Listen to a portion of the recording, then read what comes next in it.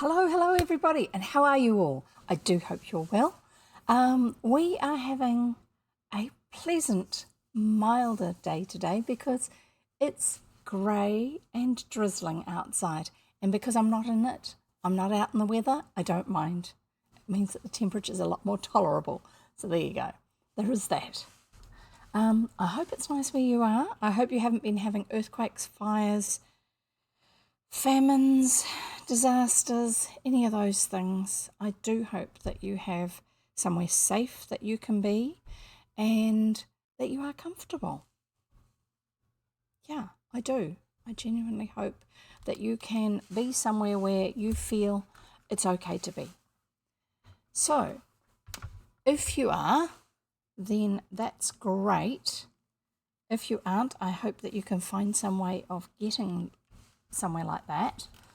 There's not really a lot I can do to help with that, sorry. Yes, I'm saying a lot. That's because I'm in the middle of trying to get my phone to unlock and show me what I need to see, which is this, what I'm doing now. And make sure that the sound is turned off and everything else like that. Why it thought I needed to have location tracking turned on when I'm sitting at my desk, I don't know. I'm at home, so strange. Just that's the way the phone goes, I suppose. Get so that my chair is in the right place and it doesn't try to roll away, and I'm not knocking over the can of fly spray or anything like that. Very noisy, very noisy.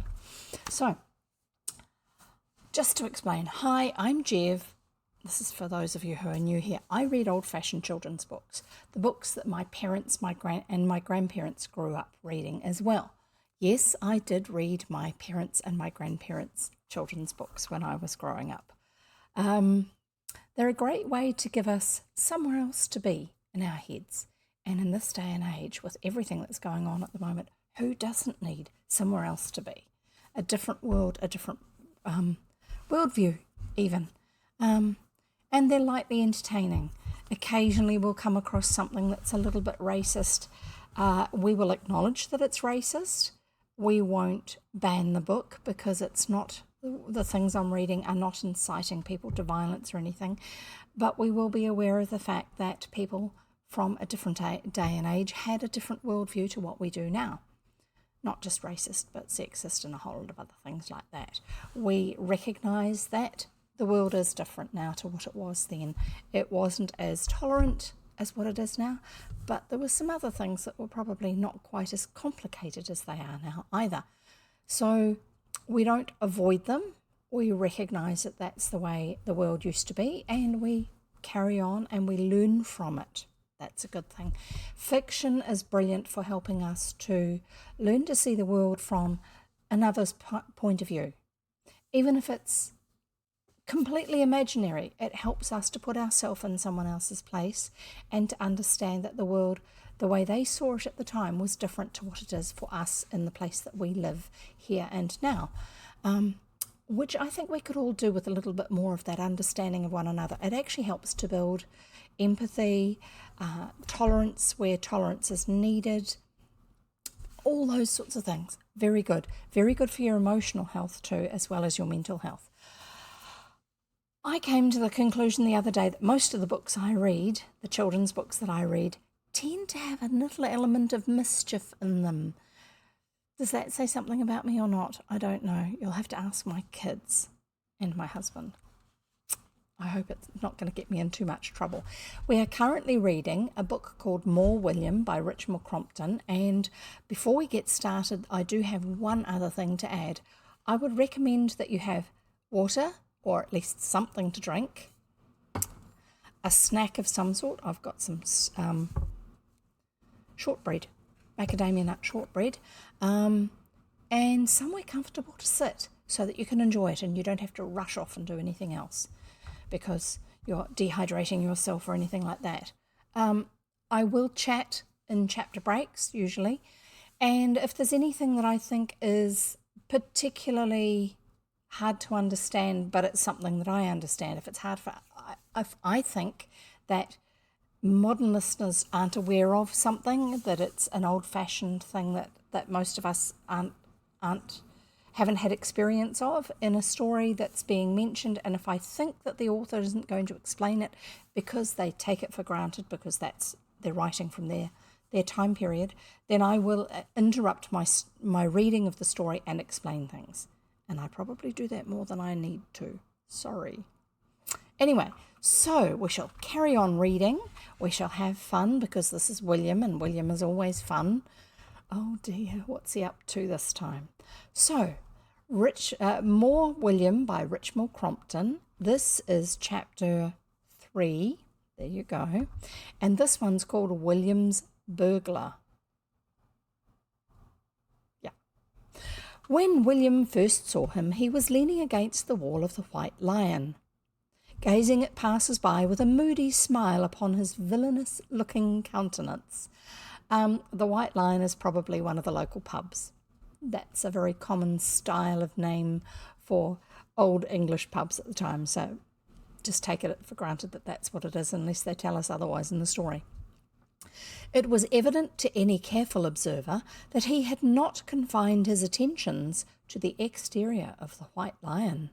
William, at whose heels trotted his beloved mongrel, rightly named Jumble. We met Jumble in the very first book, which was the previous William book that we read. William, at whose heels trotted his beloved mongrel Jumble, was passing him with a casual glance when something attracted his attention. He stopped and looked back, and then, turning round, stood in front of the tall, untidy figure, gazing up at him with frank and unabashed curiosity. "Who cut him off?" he said, at last, in an awed whisper. The figure raised his hands and stroked the long hair down the side of his face. "Now you're asking," he said with a grin. "Well, who did?" persisted William. "That'd be tellin'," answered his new friend, moving unsteadily from one foot to the other. "See? You got him cut off in the war," said William firmly. "I didn't. I been in the World War, all right. Strike me pink. I been in the war, and that's the truth. But I didn't get him cut off in the war. Well, I'll stop kidding you. I'll tell you straight. I never had none, nah." William stood on tiptoe to peer under the untidy hair at the small apertures that in his strange new friend took the place of ears. Admiration shone in William's eyes. "Was you born without 'em?" he said enviously. His friend nodded. "Nah, don't you go talking about it," he went on modestly, though seeming to bask in the sun of William's evident awe and respect. "I don't want all folks knowing about it, see? It kind of marks a man, this here sort of thing, see? Makes him too easy to track, like. That's why I grow me hair long, see? Here, have a drink." He put his head inside the window of the White Lion and roared out, "Bottle of lemonade for the young gent." William followed him to a small table in the little sunny porch, and his heart swelled with pride as he sat and quaffed his beverage with a manly air. His friend, who said his name was Mr. Blank, showed a most flattering interest in him. He elicited from him the whereabouts of his house and the number of his family, a description of the door and the window fastenings, of the dining-room silver and his mother's jewellery. William, his eyes fixed with a fascinated stare upon Mr. Blank's ears, gave the required information readily, glad to be able in any way to interest this intriguing and mysterious being. "Tell me about the war," said William at last. "It were all right while it lasted," said Mr. Blank with a sigh. "It were all right, but I suppose, like most things in this here world, it couldn't last forever, see?" Now, most people's impression of the war, this was the First World War that they're talking about, which at that stage they didn't know it was the First World War because it was the Great War. They hadn't had the Second World War to know that there was going to be a second one. And there were most people, the war was not a good thing, but there were some people for whom it in some ways was better than life without the war, because when they were in the army or whichever branch of the military they were in, there was regular food and regular accommodation, and they didn't have to do a lot of thinking for themselves. They just had a job to do and they did it. So I'm guessing that this may be part of this guy's story. We'll see. "It were all right while it lasted," said Mr. Blank with a sigh. "It were all right, but I suppose like most things in this here world, it couldn't last forever. See?"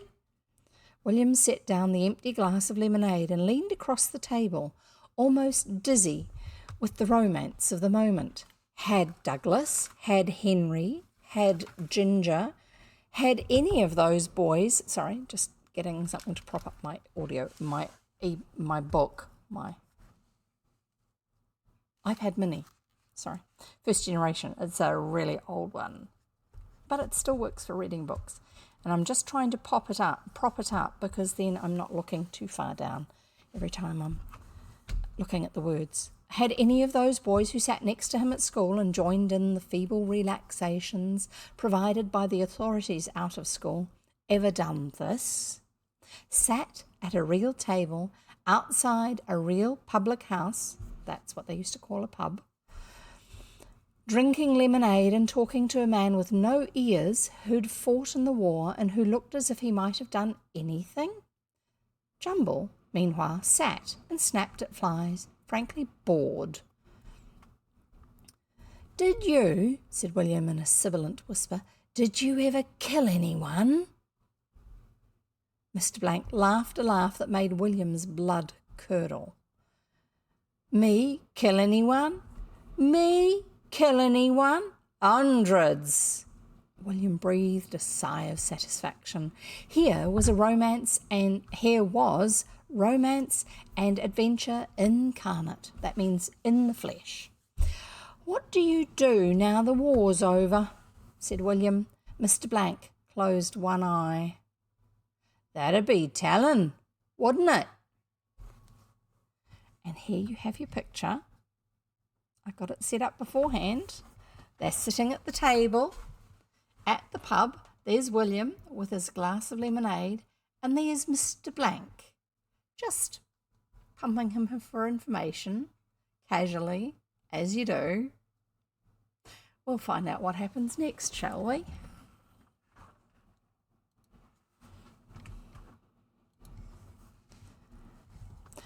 "I'll keep it awfully secret," pleaded William. "I'll never tell anyone." Mr. Blank shook his head. "What do you want to know for, anyway?" he said. William answered eagerly, his eyes alight. "'Cause I'd like to do just the same when I grow up," said William. His ideas of what's appropriate to do. Definitely not the sort of thing that his dad does for his job from day to day, I would say. We'll see. Mr. Blank flung back his head and emitted guffaw after guffaw of unaffected mirth. "Oh, well," he said, wiping his eyes. "Oh, strike me pink, that's good, that is. You wait, young gent, you wait till you've growed up and see what your pa says to it, oh. Oh, well." He rose and pulled his cap down over his eyes. "Well, I'll say good day to you, young gent." William looked at him wistfully. "I'd like to see you again, Mr. Blank, I would, honest. Will you be here this afternoon?" "What do you want to see me again for?" said Mr. Blank suspiciously. "I like you," said William fervently. "I like the way you talk, and I like the things you say, and I want to know about what you do." Mr. Blank was obviously flattered. Don't think he usually has people wanting to be with him. They're usually avoiding him, I would guess. "And I want to know what you do." Mr. Blank was obviously flattered. "I may be round here again this arter, though I might make no promise. See, I gotta be careful. I gotta be careful who sees me and who hears me and where I go. That's the worst of having no ears, see? William did not see, but he was thrilled to the soul by the mystery. And don't you tell no one you seen me nor nothing about me, went on Mr. Blank, pulling his cap still further over his head. Mr. Blank set off unsteadily down the road, leaving William to pay for his lemonade with his last penny. Yeah. He walked home, his heart set firmly on a lawless career of crime. Opposition he expected from his father and mother and Robert and Ethel, but his determination was fixed. He wondered if it would be very painful to have his ears cut off. He entered the dining room with an air of intense mystery, pulling his cap over his eyes and looking round in a threatening manner. "William, what do you mean by coming into the house in your cap? Take it off at once." Yes, you took your hat off when you went in a house in those days. William sighed. He wondered if Mr. Blank had a mother. When he returned, he sat down and began quietly to remodel his life. He would not be an explorer, after all, nor an engine driver, nor chimney sweep. He would be a man of mystery, a murderer, a fighter, forger. He fingered his ears tentatively. They seemed fixed on, jolly fast. That means hard fixed. He glanced with utter contempt at his father, who had just come in. His father's life of blameless respectability seemed to him at that minute utterly despicable. "The Wilkinsons over at Todfoot have had their house broken into now," Mrs. Brown was saying. "All her jewellery is gone. They think it's a gang. It's just the villagers round here. There seems to be one every day." William expressed his surprise. "Oh, well," he ejaculated, with a slightly self-conscious air. Mr. Brown turned round and looked at his son. "May I ask," he said politely, "where you picked up that expression?" "I got it off one of my friends," said William with quiet pride. "Then I'd take it as a personal favour," went on Mr. Brown, "if you'd kindly refrain from airing your friends' vocabularies in this house." "He means you're never to say it again, William," translated Mrs. Brown sternly. "Never." The word hell was not used in a casual context in the time period that William was a boy, especially in a nice middle-class family. "All right," said William, "I won't. See, I jolly well won't. Strike me pink, see?" He departed with an air of scowling mystery and dignity combined, leaving his parents speechless with amazement. Where is he getting these words from? That's what they're thinking. Because strike me pink is another one. Not rude, but just not commonly said in their circles. So funny, so funny. Just the comparison between them of the types of ways that people live and speak in different places and different classes of society. That afternoon he returned to the White Lion. Mr. Blank was standing unobtrusively in the shadow of the wall. "Hello, young gent," he greeted William. "Nice dog you've got." William looked proudly down at Jumble. You won't find," he said proudly, this is William, and with some truth, "you won't find another dog like this, not for miles." "Will he be much good as a watchdog now?" asked Mr. Blank carelessly. "Good," said William, almost indignant at the question. "There isn't any sort of dog he isn't good at." "Ugh," said Mr. Blank, looking at him thoughtfully. "Tell me about things you've done," said William earnestly.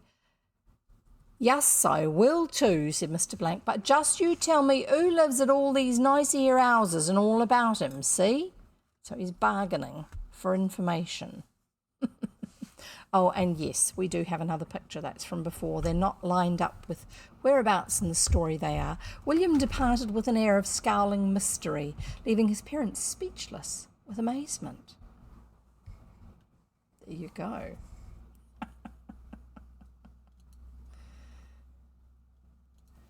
sorry, we got to that part of the book where it shows the picture instead. You tell me first who lives in all these here nice houses and all about him, see? William readily complied, and the strange couple gradually wended their way along the road towards William's house. William stopped at the gate and considered deeply. He was torn between instincts of hospitality and a dim suspicion that his family would not afford to Mr. Blank that courtesy which a guest is due. Interesting thought. He's probably fairly accurate about that. I don't think he's realised why. Trying to find the right place on the page. Did I say before? I have ADHD. I get easily distracted. I even get lost in the middle of a sentence on a page in a book that I'm reading. And then I have to find it again. It makes for a fun read. Anyway, carrying on with it. His family would not afford to Mr. Blank that courtesy which is a guest's due. He looked at Mr. Blank's old green-black cap, long, untidy hair, dirty, lined, sly old face, muddy clothes and gaping boots, and decided quite finally that his mother would not allow him in her drawing room. "Will you," he said tentatively, "will you come round and see our back garden? If we go behind these old bushes and keep close along the wall, no one'll see us," said William. He's setting some things in place without realising it, I think. To William's relief, Mr. Blank did not seem to resent the suggestion of secrecy. They crept along the wall in silence, except for Jumble, who worried loudly at Mr. Blank's trailing boot strings as he walked. They reached a part of the back garden that was not visible from the house and sat down together under a shady tree. "Perhaps," began Mr. Blank politely, "you could bring a bit of tea out to me on the quiet, like." "I'll ask Mother," began William. "Oh, no," said Mr. Blank modestly. "I don't want to give you no trouble. Just a slice of bread, if you can find it, without troubling no one, see?" William had a brilliant idea. "Let's go across to that window and get it," he said eagerly. "That's the library, and no one uses it except Father, and he's not in till later." Mr. Blank insisted on tying Jumble up. Then he swung himself dexterously through the window. William gave a gasp of admiration.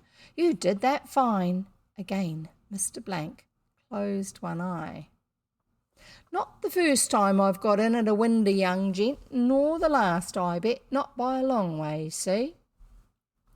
William followed more slowly. His eye gleamed with pride. This hero of romance and adventure was now his guest under his roof. "Make yourself quite at home, Mr. Blank," he said with an air of intense politeness. Mr. Blank did. He emptied Mr. Brown's cigar box into his pocket. He drank 3 glasses of Mr. Brown's whisky and soda. While William's back was turned, he filled his pockets with the silver ornaments from the mantelpiece. He began to inspect the drawers in Mr. Brown's desk. Then, here you go, here's your picture for it. He made himself quite at home. He is indeed. He's helping himself to the whisky and soda. There's the whisky bottle, the decanter, and there's the soda bottle. And he's already got stuff in his pockets, and William hasn't yet noticed. William, come to tea. "You stay here," whispered William. "I'll bring you some." But luck was against him. It was a visitor's tea in the drawing room, and Mrs. de Vere Carter, a neighbour, there in all her glory. She rose from her seat with an ecstatic murmur. "Willie, dear child, sweet little soul." We've met her before. She thinks that kids like her and she understands children. I think we came to the conclusion that she didn't. It was in the previous book. With one arm, she crushed the infuriated William against her belt, which probably has an uncomfortable buckle or something. With the other, she caressed his hair. Then William, in moody silence, sat down in a corner and began to eat bread and butter. Every time he prepared to slip a piece into his pocket, he found his mother's or Mrs. de Vere Carter's eyes fixed upon him, and hastily began to eat it. Himself, he sat miserable and hot, seeing only the heroic figure starving in the next room, and planned a raid on the larder as soon as he could reasonably depart. Every now and then he scowled across at Mrs. de Vere Carter and made a movement with his hands as though pulling a cap over his eyes. He invested even his eating with an air of dark mystery. Then Robert, his elder brother, came in, followed by a thin, pale man with eyeglasses and long hair. "This is Mr. Lewis, mother," said Robert with an air of pride and triumph. "He is the editor of Fiddle Strings." There was an immediate stir and sensation. Robert had often talked of his famous friend. In fact, Robert's family was weary of the sound of his name, but this was the first time Robert had induced him to leave the haunts of his genius to visit the Brown household. Mr. Lewis bowed with a set, stern, self-conscious expression, as though to convey to all that his celebrity was more of a weight than a pleasure to him. Mrs. de Vere Carter bridled and fluttered, for Fiddle Strings had a society column and a page of scrappy news of the town, and Mrs. de Vere Carter's greatest ambition was to see her name in print. Mr. Lewis sat back in his chair, took his teacup as though it were a fresh addition to his responsibilities, and began to talk. He talked apparently without even breathing. He began on the weather, drifted on to art and music, and was just beginning a monologue on the novel when William rose and crept from the room like a guilty spirit. He found Mr. Blank under the library table, having heard a noise in the kitchen and fearing a visitor. A cigar and a silver snuffer had fallen from his pocket to the floor. He hastily replaced them. William went up and took another look at the wonderful ears and heaved a sigh of relief. While parted from his strange friend, he had had a horrible suspicion that the whole thing was a dream. I'll go to the larder and get you something," he said. "You just stay here." I think, young gent," said Mr. Blank, "I think I'll just go and look round upstairs on the quiet like, and you needn't mention it to no one, see?" Again he performed the fascinating wink. They crept on tiptoe into the hall, but the drawing-room door was ajar. "William!" William's heart stood still. He could hear his mother coming across the room. Then she stood in the doorway, her face filled with horror as her eye fell upon Mr. Blank. "William!" she said. William's feelings were beyond description. Desperately he sought for an explanation for his friend's presence. With what pride and sang-froid had Robert announced his uninvited guest? William determined to try it, at any rate. He advanced boldly into the drawing-room. "This is Mr. Blank, mother," he announced jauntily. "He hasn't got no ears." Mr. Blank stood in the background, awaiting developments. Flight was now impossible. The announcement fell flat. There was nothing but horror upon the 5 silent faces that confronted William. He made a last desperate effort. "He's been in the war," he pleaded. "He's killed folks." Then the unexpected happened. Mrs. de Vere Carter rose with a smile of welcome. In her mind's eye she saw the touching story already in print. The tattered hero, the gracious lady. The age of democracy, the stage was laid, and that dark, pale young man had only to watch and listen. The dark, pale young man being Mr. Lewis, the writer. "Ah, one of our dear heroes, my poor brave man. A cup of tea, my dear," turning to William's thunderstruck mother. "And he may sit down, may he not?" She kept her face well turned towards the sardonic-looking Mr. Lewis. "He must not miss a word or gesture. How proud we are to do anything for our dear heroes. Wounded, perhaps? Ah, poor man." She floated across to him with a cup of tea and plied him with bread and butter and cake. William sat down meekly on a chair, looking rather pale. Mr. Blank, whose philosophy was to take the goods the gods gave and not look to the future, began to make a hearty meal. "Are you looking for work, my poor man?" asked Mrs. de Vere Carter, leaning forward in her chair. Her poor man replied with simple manly directness that he was damned if he was, see? Mr. Lewis began to discuss the drama, capitalized, the drama, with Robert. Mrs. de Vere Carter raised her voice. "How you must have suffered! Yes, there is suffering ingrained in your face. A piece of shrapnel, 10 inches square, right in at one hip and out at the other. Oh, my poor man." Sorry, I'm just about to give you this picture. No, not that picture. Sorry.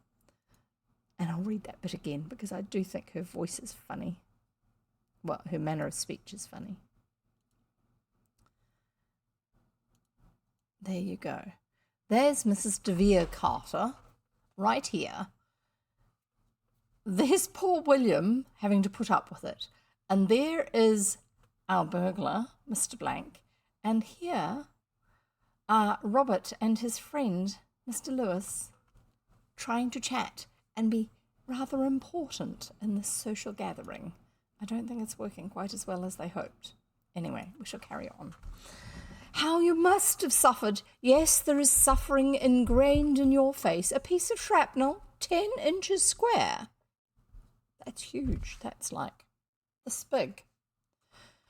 "Right in at one hip and out at the other. Oh, my poor man, how I feel for you. All class distinctions vanish at such a time. How—" She stopped while Mr. Blank drank his tea. In fact, all conversation ceased while Mr. Blank drank his tea, just as conversation on a station ceases when a train passes through. Mrs. Brown looked helplessly round her.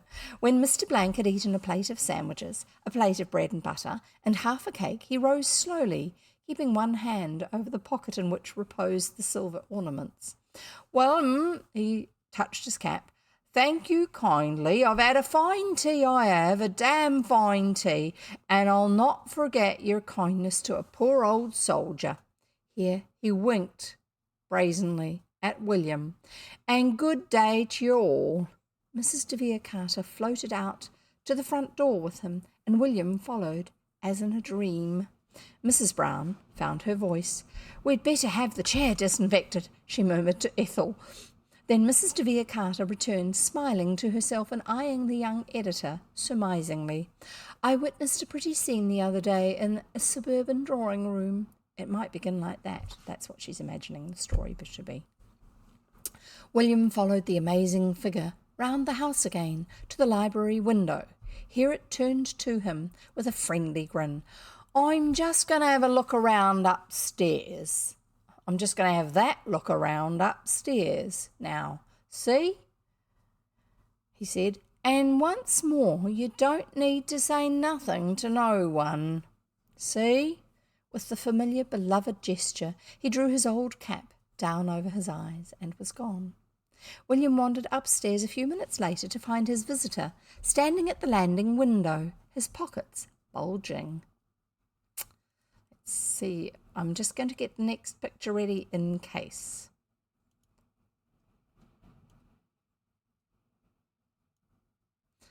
His pockets bulging. "I'm going to try this here window, young gent," he said in a quick, businesslike voice. "I see your pa coming in at the front gate. Give me a shove, quick, nah." Mr. Brown entered the drawing room. Mulroyd's had his house burgled now," he said. "Every bit of his wife's jewellery gone. They've got some clues, though. It's a gang all right, and one of them is a chap without ears. Grows his hair long to hide it, but it's a clue. The police are hunting for him." He looked in amazement at the horror-stricken faces before him. Mrs. Brown sat down weakly. "Ethel, my smelling salts, they're on the mantelpiece." Robert grew pale. "Good Lord, my silver cricket cup!" he gasped, racing upstairs. The landing window had been too small and Mr. Blank too big. though William did his best. There came to the astounded listeners the sound of a fierce scuffle. Then Robert descended, his hair rumpled and his tie awry, holding William by the arm. William looked pale and apprehensive. "He was there," panted Robert, "just getting out of the window. He chucked the things out of his pockets and got away. I couldn't stop him. And William was there." William's face assumed the expression of one who is prepared for the worst. The plucky little chap, struggling with him, trying to pull him back from the window, all by himself. This is not usually Robert's response to William. "I wasn't," cried William excitedly. "I was helping him. He's my friend. But they heard not a word. They crowded round him, praised him, shook hands with him, asked if he was hurt. Mrs. de Vere Carter kept up one perpetual scream of delight and congratulation. "The dear boy, the little pet, how brave, what courage, what an example to us all, and the horrid, wretched man posing as a hero, wangling himself into the sweet child's confidence. Are you hurt, my precious? Did the nasty man hurt you, you darling boy?" When the babble had somewhat subsided, Mr. Brown came forward and laid a hand on William's shoulder. "I'm very pleased with you, my boy," he said. "You can buy anything you like tomorrow, up to 5 shillings. William's bewildered countenance cleared. "Thank you, father," he said meekly. And that's the end of the chapter. What a hilarious version of things to have happen. Oh, goodness me. Finally, William saw the benefit of saying nothing about what was really happening. I'm glad he did.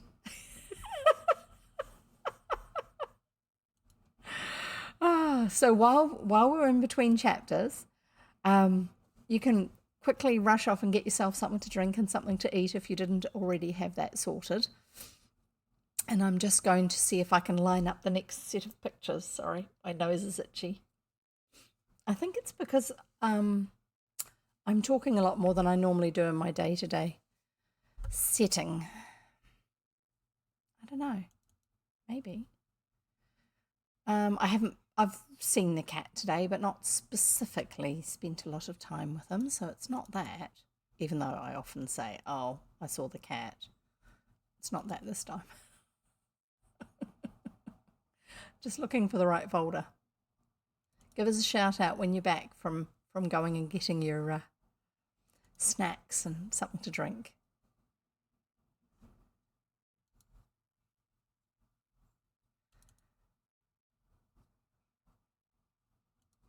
Oh yeah, okay, ready. That's good. I've got to figure out why it is that my computer, one of the monitors, will dim with being not such bright light levels and the other one doesn't. I'm guessing that one of them has a sensor, but I didn't think it did. But it seems to reset itself down to 50% brightness all the time, and I haven't figured out why. It's strange. Maybe I've got the light settings too low. Luminance.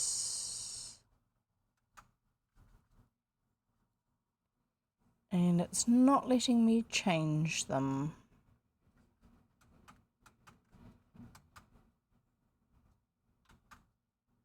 No, can't do anything about it. Anyway, so I'll have a drink, and you can have one too.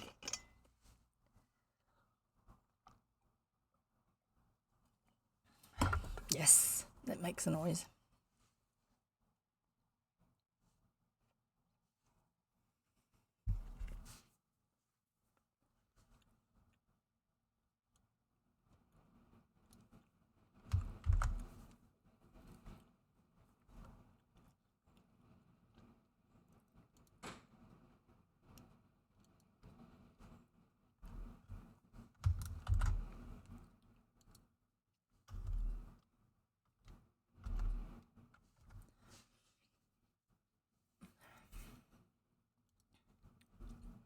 And then we shall continue.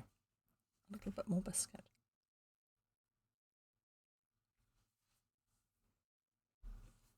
And in case you're wondering, in New Zealand, a biscuit means a cookie.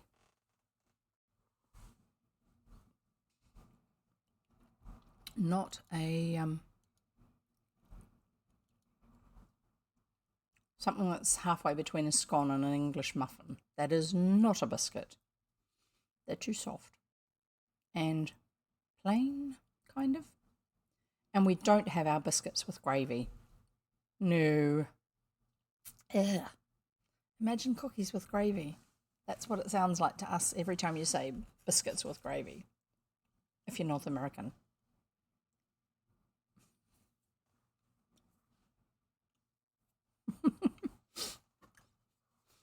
English language is so funny.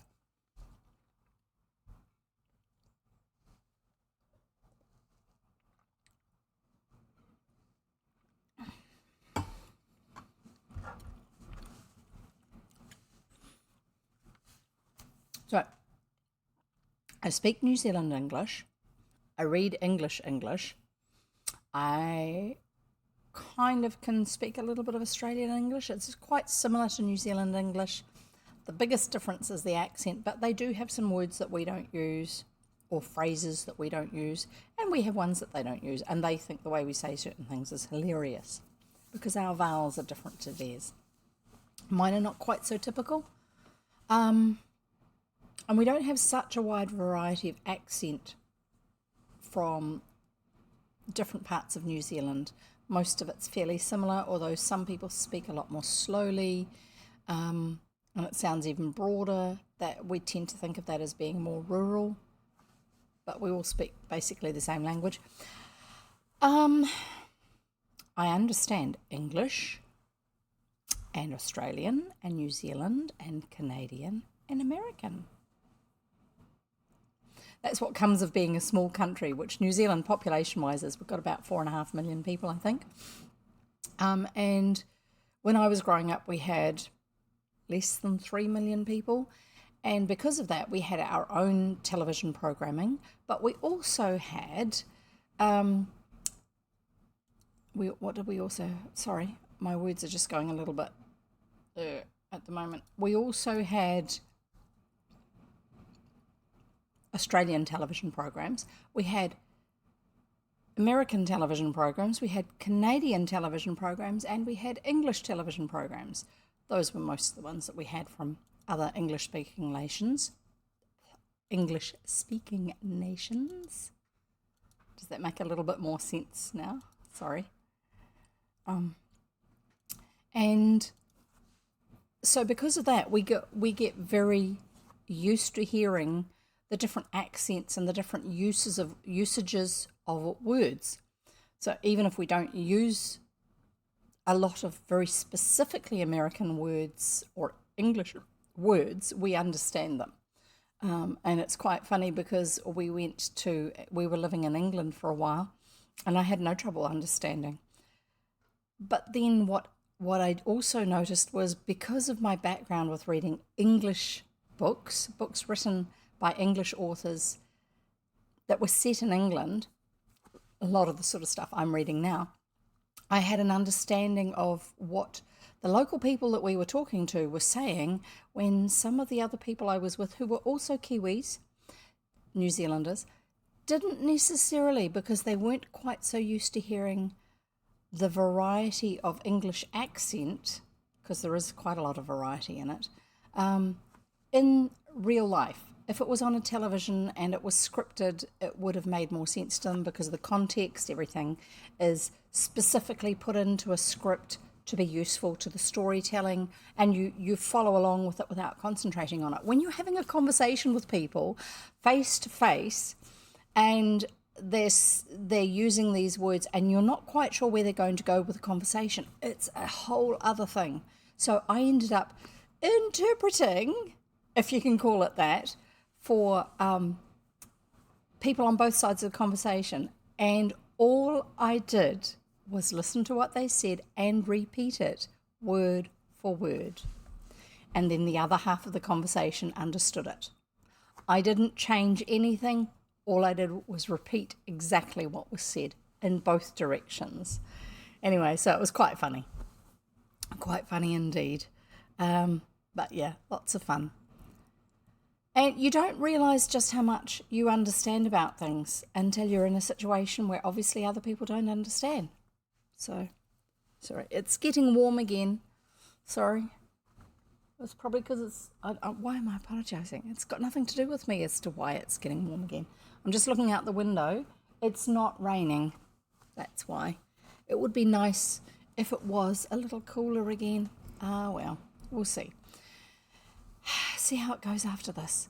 I'm going to carry on reading. And we are reading More William by Richmal Crompton.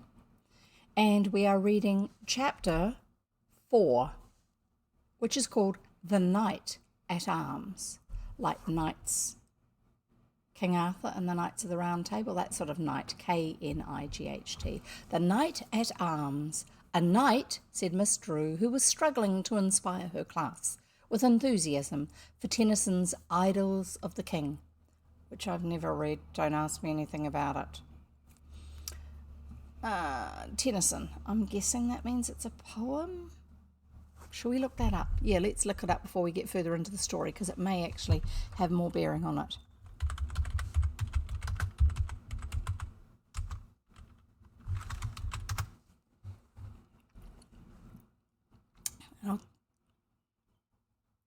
Blank verse. That's poetry without it being full of rhythm and rhyme. Isn't that just writing? I have never quite understood. It was published between 1859 and 1885. That's a huge time range. How does it take so long?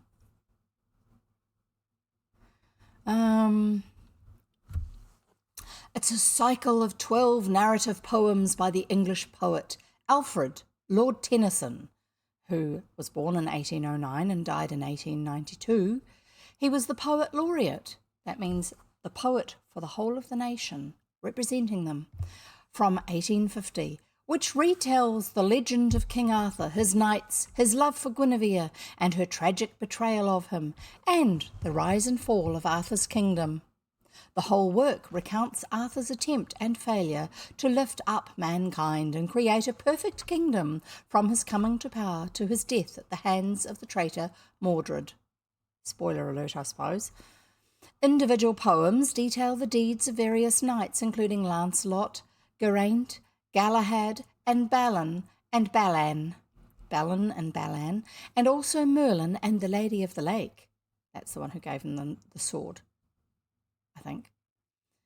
There is little transition between idols, but the central figure of Arthur links all the stories. The poems were dedicated to the late Albert, Prince Consort. That is Prince Albert, Queen Victoria's husband.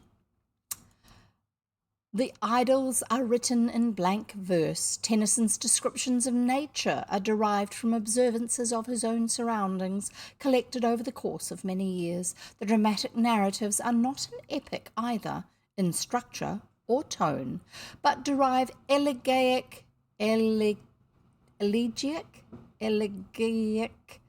You can look that one up and put an explanation somewhere for me, because I'm not even going to try. Unless it will give it to me as a pop-up. Elegiac. In English literature, an elegy is a poem of serious reflection, usually a lament for the dead. Derive elegiac sadness for the style of the idol, in the style of the idols of Theocritus. Idols of the King is often read as an allegory of the societal conflicts in Britain during the mid-Victorian era. No wonder she's trying to get the kids engaged in the classroom. They're bored. I'm surprised she's not bored. I think she probably is required to teach them about this stuff, but I'm not going to be reading it to you. So there you go. Their description of it's enough. We shall read the book that we are reading, More William by Richmal Crompton, Chapter 4, The Knight at Arms, and I'll start it at the beginning because we've all forgotten what it was about. A knight, said Miss Drew, the teacher, who was struggling to inspire her class with enthusiasm for Tennyson's Idylls of the King. A knight was a person who spent his time going round succouring the oppressed. Succouring what? Said William, bewildered. Succour means help, to help. He spent his time helping anyone who was in trouble. How much did he get for it? Asked William. Nothing, of course, said Miss Drew, appalled by the base commercialism of the 20th century. He helped the poor because he loved them, William. He had a lot of adventures and fighting, and he helped beautiful persecuted damsels. William's respect for the knight rose. I'm pretty sure the respect rose not because of the damsels or the help, but more the fighting.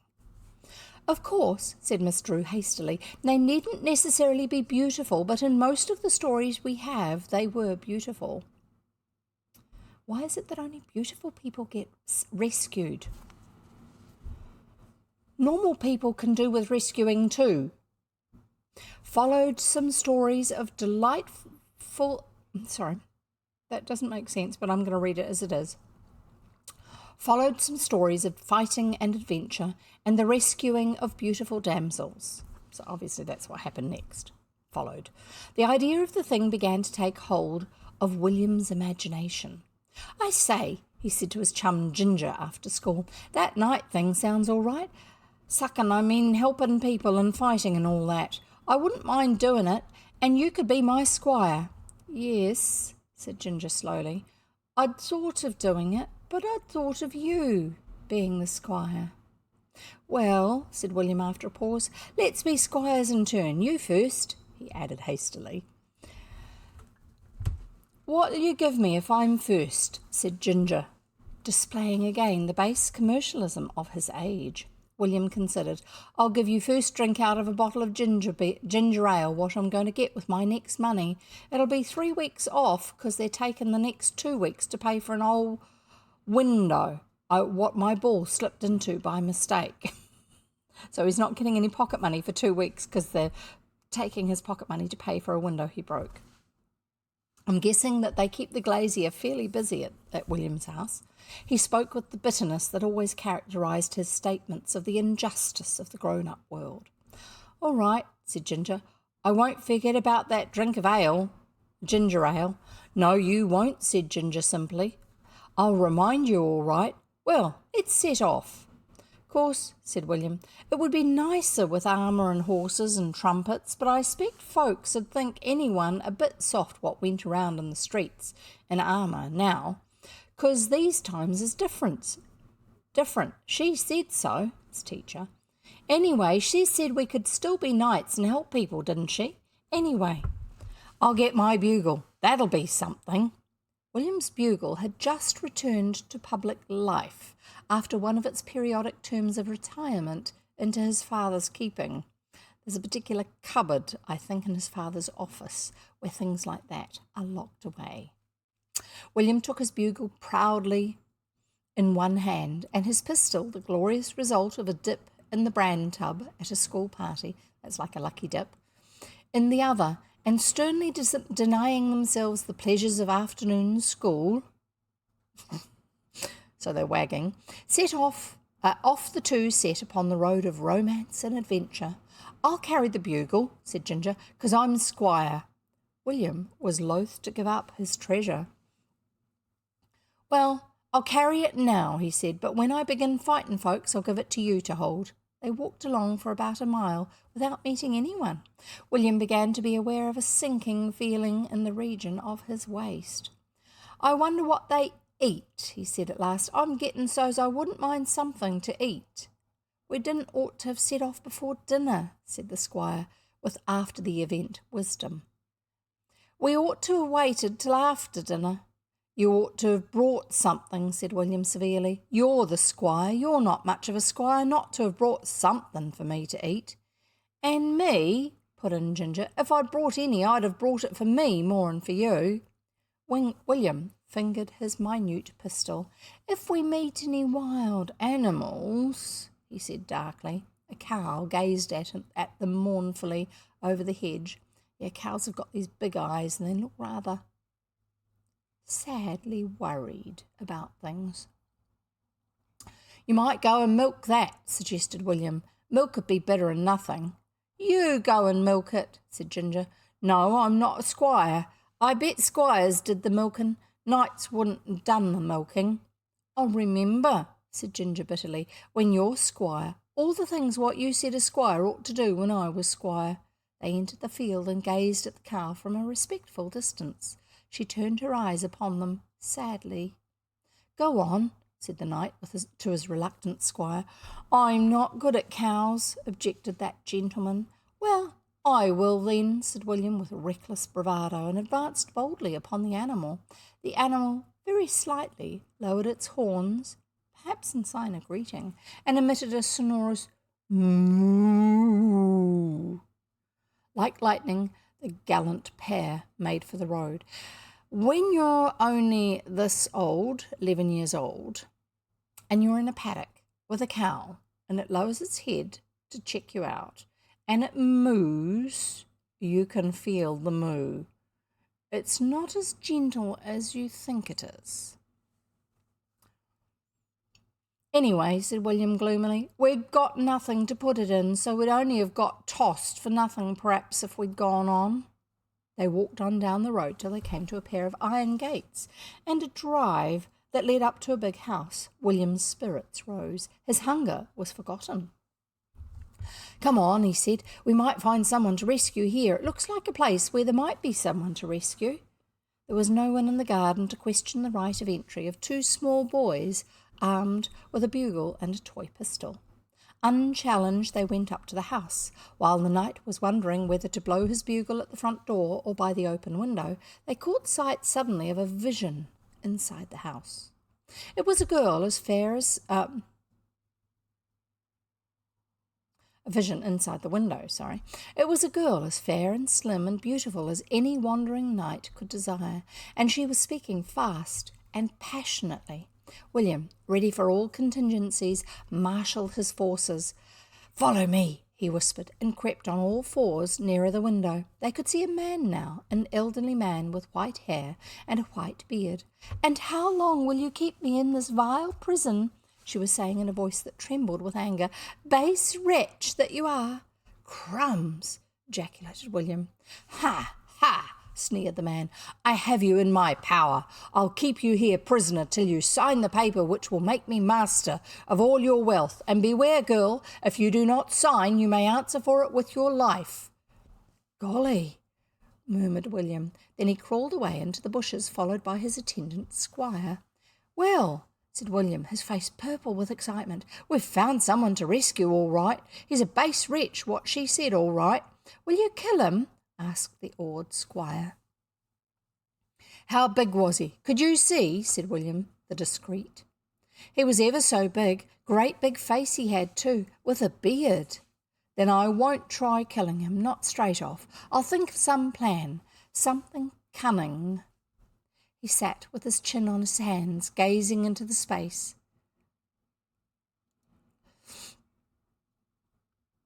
Till they were surprised by the opening of the front door and the appearance of a tall, thick-set, elderly man. William quivered with excitement. The man went along a path through the bushes. There you go. There's an older chap. And there's William and Ginger in the bushes.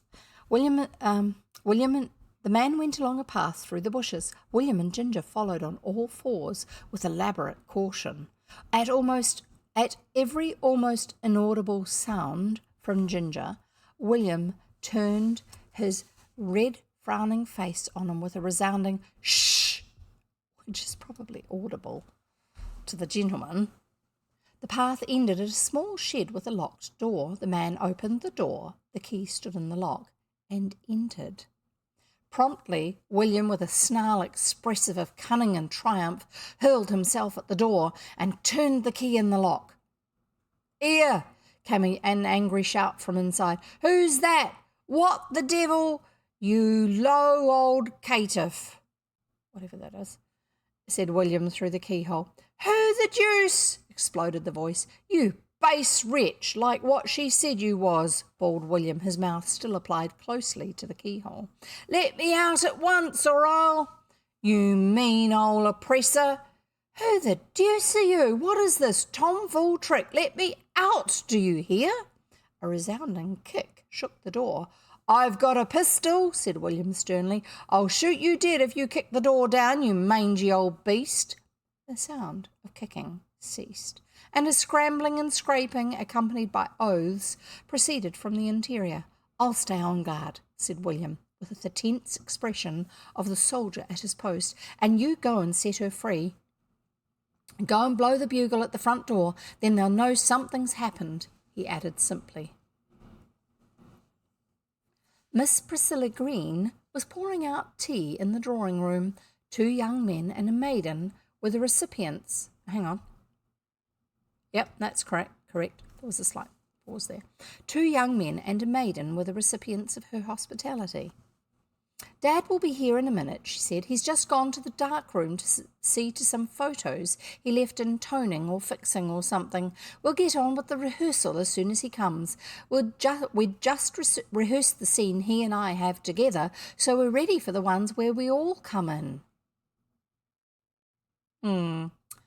"How did it go off?" "Oh, quite well. We know our parts anyway. I think the village will enjoy it. Anyway, it's never very critical, is it? And it loves a melodrama," it being the village.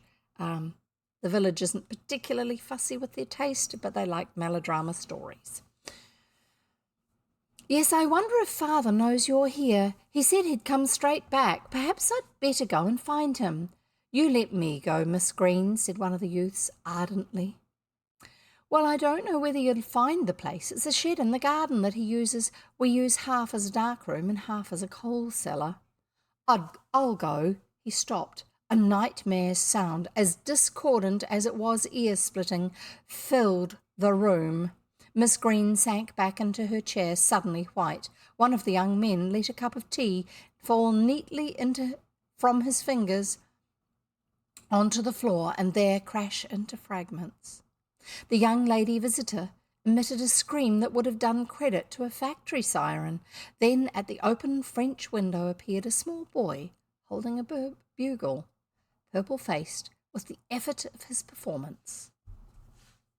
One of the young men was the first to recover speech. He stepped away from the broken crockery on the floor as if to disclaim all responsibility for it and said sternly, "Did you make that horrible noise?" Miss Green began to laugh hysterically. "Do have some tea now you've come," she said to Ginger. Ginger remembered the pangs of hunger, of which excitement had momentarily rendered him oblivious, and deciding that there was no time like the present, took a cake from the stand and began to consume it in silence. "You'd better be careful," said the young lady to her hostess. "He might have escaped from the asylum. He looks mad. He had a very mad look, I thought, when he was standing at the window.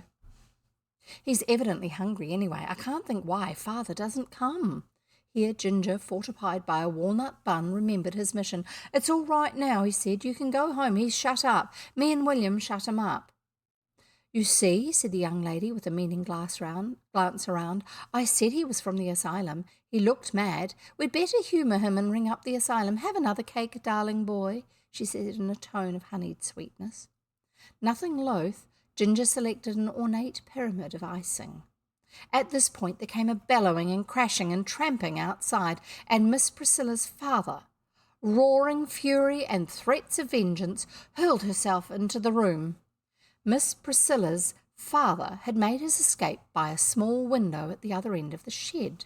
To do this, he had had to climb over the coals in the dark. His face and hands, that's probably the crashing that we heard going on. His face and hands and clothes and once white beard were covered with coal. His eyes gleamed whitely.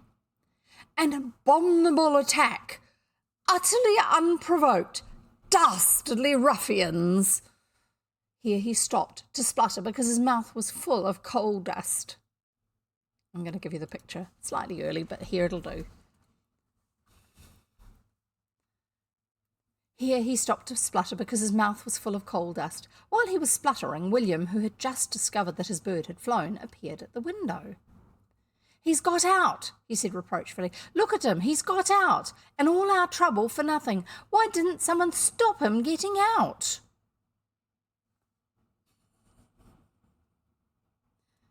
And then there's a break in the story there, a pause, as we call it in our family.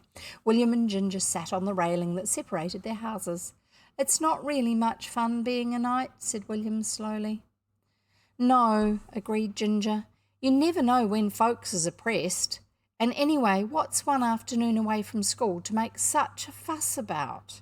Seems to me, from what father said," went on William gloomily, "you'll have to wait a jolly long time for that drink of ginger ale." That sounds like he's had his allowance suspended for a little longer. An expression of dejection came over Ginger's face. "And you wasn't even squire," he said. Then he brightened. "They were jolly good cakes, wasn't they?" he said. William's lips curved into a smile of blissful remembrance. "Jolly good," he agreed. And that's the end of the chapter. And it's also the end of today's reading. So there you go, and we'll see you next time. Thanks for listening. Thanks for being here. Bye.